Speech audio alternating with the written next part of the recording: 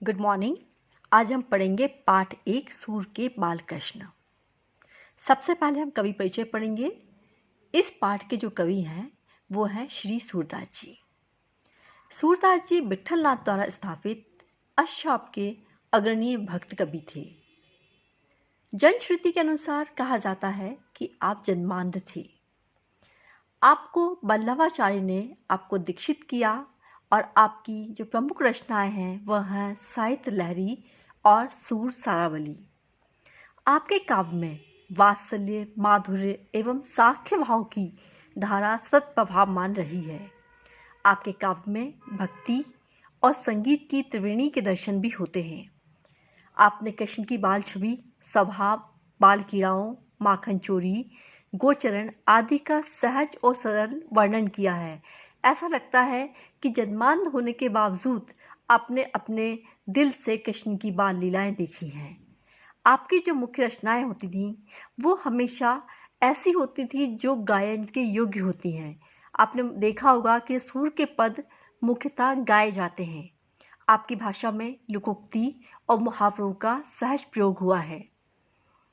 चलिए, आपकी भाषा है वो ब्रज भाषा रही है। अब हम पढ़ते हैं इस पाठ का केंद्रीय भाव। प्रस्तुत पदों में माँ यशोदा की शिशु परक अभिलाषा का चित्रण किया गया है। जैसा आप सभी जानते हैं, कृष्ण को जन्म देने वाली माता देवकी और वासुदेव थे, जबकि कृष्ण का लालन पालन यशोदा और नंदलाल ने किया। जब यशोदा ने कृष्ण का पालन पोषण किया तब उनकी जो शिशुपरक अभिलाषाएं थीं वो इन अभिलाषाओं को इस पाठ में वर्णित किया गया है। हम पढ़ते हैं पाठ सूर के बाल कृष्ण। जसुमती मन अभिलाष करे। जसुमती यानी यशोदा मैया का मन यह अभिलाष करे मतलब आशा करता है, आकांक्षा करता है, कब मेरो लाल घुटरू बनी रहेंगे। घुटरू बनी मतलब घुटनों के बल, लाल मतलब बेटा। कब धरनी पग द्वेग धरे। धरनी यानी धरती, पग यानी पैर, द्वेग मतलब दो। कब वो अपने धरती पर दोनों पैर रखेगा अर्थात खड़ा होना सीखेगा। कब दुए दांत दूध के देखो। कब उसके दूध के 2 दांत निकलेंगी। कब तोतरे मुख बचन झरे और कब वो बोलना सीखेगा और अपनी तोतली बोली में बोलना प्रारंभ करेगा। कब नंदही बाबा कही बोले। कब जननी कही मोरी ररे और कब नंद बाबा को बाबा कहकर पुकारेगा और मुझे जननी अर्थात माँ कहकर बुलाएगा। कब मेरो अचरा गही मोहन। अचरा मतलब आंचल, गही मतलब पकड़कर, मोहन मतलब कृष्ण।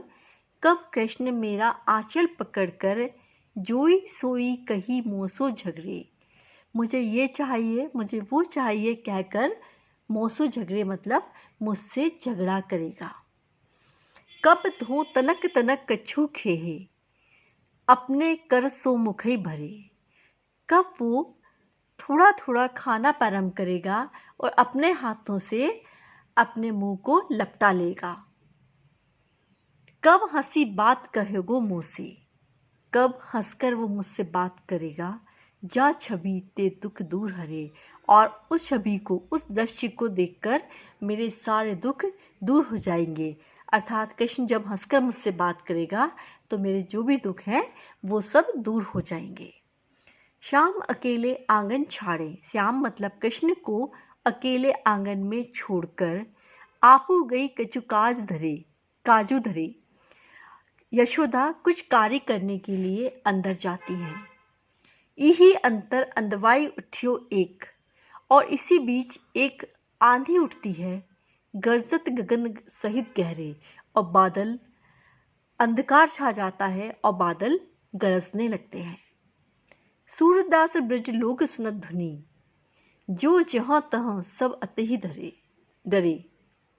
सूरदास जी कहते हैं कि ब्रज के लोग इस ध्वनि यानी आवाज को सुनकर जो जहाँ हैं वहीं ठहर जाते हैं और अत्यधिक डर जाते हैं। अब हम इस पाठ को, इस पैराग्राफ को, पूरे पद को हम एक बार फिर से पढ़ते हैं। ध्यान दीजिएगा।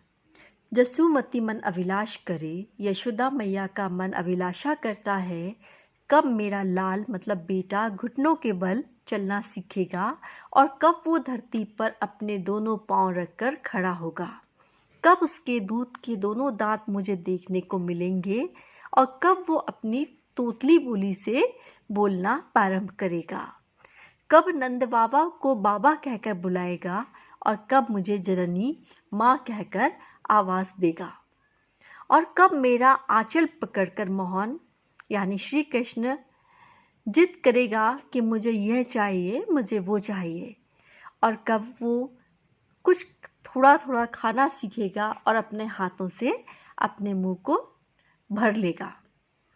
और कब वो मुझसे हंसकर बात करेगा जिससे मेरे सारे दुख दूर हो जाएं। इसी बीच कृष्ण को अकेले आंगन में छोड़कर यशोदा कुछ कार्य करने के लिए जाती हैं। और इसी बीच तेजी से आंधी आती है, बादल गरजने लगते हैं, चारों ओर अंधेरा छा जाता है। सूरदास जी कहते हैं कि ब्रज के लोग इस आवाज़ को सुनकर डर जाते हैं और जो जहाँ होता है वहीं ठहर जाता है। यह हमने इस पद्यांश का अर्थ समझा। आप इसको एक बार फिर से पढ़कर देखिए। अगर आपको लगता है कुछ समझ में नहीं आ रहा है तो आप इस बारे में फिर से पूछ सकते हैं। इस पद्यांश का जो अर्थ हमने पढ़ा है उस अर्थ को आप अपनी वर्डिंग्स में, अपने शब्दों में कॉपी में लिखेंगे।